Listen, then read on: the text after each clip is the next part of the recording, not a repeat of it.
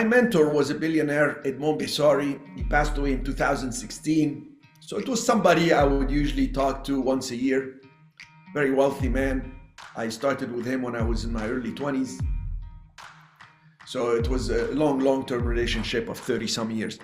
But I didn't talk to him often. I would talk to him maybe around Christmas. He would always give me a call and start with, Bessari here, how are you these days? And then we'll talk for a while.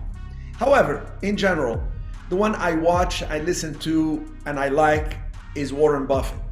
Now I know this sounds like wow, but I'm gonna tell you why.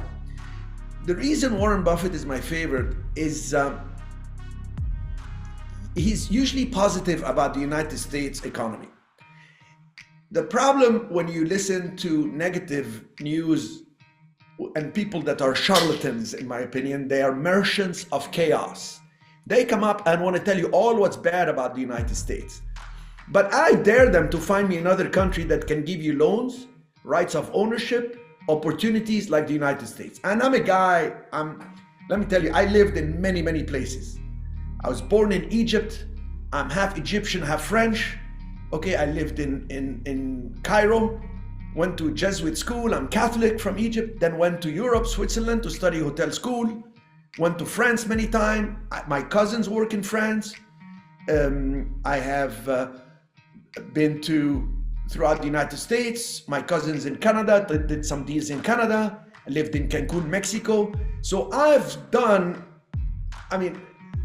it's just, I've seen the whole world, and I'm in our database. I have investors from all over the world. I have the funds that have investors from all over the world. I have students from all over, and I can tell you that you cannot look at the US and think of all the negativities, and there are negative things, but that's what makes us so perfect, is we address the problems and try to work it and try our best here in this country.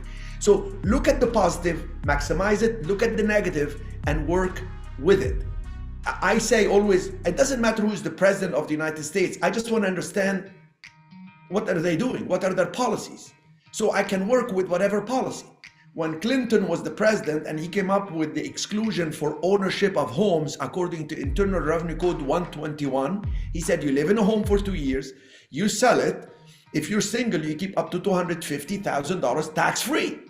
It's your home. You can go now buy another home.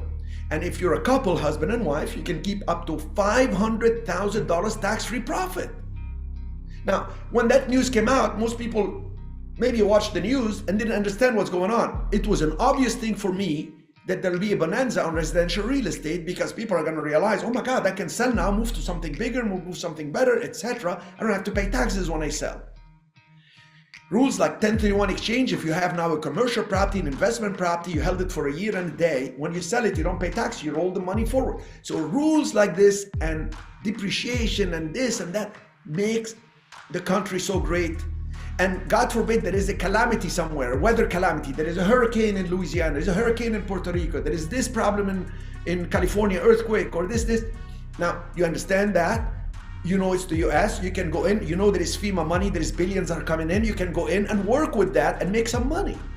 So let's talk about Warren Buffett. He stays positive. He says don't bet against the US economy. He gives the reasons. Now, not many people can duplicate what Warren Buffett has done. I mean, his father was in Congress, so I'm pretty sure he had some inside information. I'm not accusing the guy of anything. Congress people could trade on inside information up to just a few years ago. He's well connected and was well connected when he started. Networking is very important. So there are certain rules I watched about him, how he made the big money. He pays no dividends. He pays no cash flow. If you own Berkshire Hathaway, his shares, you have received zero cash flow from day one to today. But the shares keep increasing in price. His holding time is forever. When he buys, he goes off market. He doesn't buy like you and me, the shares on the market. He goes to the company itself. He even makes deals on the S&P 500 that you and I cannot do. He structures special deals when he makes the deals happen. In 2009, he did an option that is what's called leaps on more long-term options that are not available to any other buyer, not even other mutual funds. He did it because he's got billions parked. And how can he have billions parked? Because he pays no dividend. You give him the money and he parks it. He waits for a calamity to jump in. to jump in. But what I like is he buys cash flowing assets, what's called productive assets. So that's, now I take his principles and apply them to real estate. I actually wrote a whole book that I have not published, and I may publish it when he passes away. And the book came out by me writing the principle, listening to him and seeing how it applies to commercial real estate. Because I as well buy properties for their future income streams. And my holding time is forever. However, when I have a chance for somebody making me a crazy offer, I sell and roll my money forward because I have the tax rules of real estate to my advantage in the United States. He doesn't. He doesn't have these rules in stocks. He's in the equities market. We're in the debt market. We can use 20% down. He has to pay all cash. We have huge advantages to listen to his principles and apply them. So you ask me, who is my financial expert? Warren Buffett. But I extract what I want. I make the juice, like this is a celery juice. Great, by the way. It's a moment here for our sponsor, celery juice. Anyway, and I take the best of it. I don't want the rest of it. I just throw it away. It won't apply to me. To the structures he does. I believe in structures in real estate. I say create a real estate fund. Others will invest with you, just like Warren Buffett. And then you go in and you have leverage. The bank gives you money. Then you have buildings that pay you the income. They pay the rent. The tenants pay the rent. The banks help you buy. You don't even have to manage directly. You can have people under you like Warren Buffett does. He buys the companies. He has a lot of Apple shares. He doesn't manage Apple. He doesn't even know how to use a computer, he said. Right? He looks for residual income that is going to keep coming, and he compounds his returns. I showed you last time, you invest in my fund or somebody invest in your fund if we helped you set up a fund. At 8%, people reinvest the money 10 years later, they're getting 12% because the compounding effect makes it like they got 12% a year.